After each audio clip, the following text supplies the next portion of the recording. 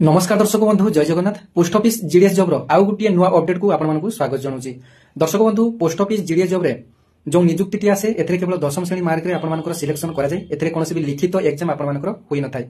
तबे 2025 रे फेब्रुआरी मासरे प्रथम थर नोटिफिकेशन टी आसीथिला। सेकंड फेज रो वैकेंसी आसी नाही।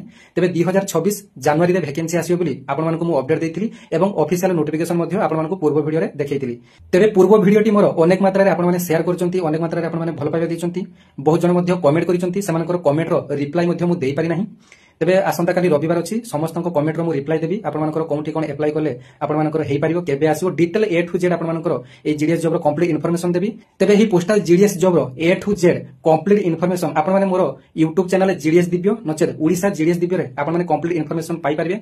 शॉर्ट वीडियो माध्यम रे आपण मानकर समस्त अपडेट देबा संभव परने। तबे यहा विषय रे लॉन्ग वीडियो मोर YouTube चैनल रे रहिछि। आपण माने मोर YouTube चैनल विजिट करी ए समस्त जॉब रो प्रोफाइल कोंठी केते कट ऑफ जाउछि, आपण माने केमिति अप्लाई करिवे, कोंठी अप्लाई करले आपण मानकर हेई पारिबो, ए समस्त डिटेल्स आपण मानको टिकी निकी अपडेट देबी।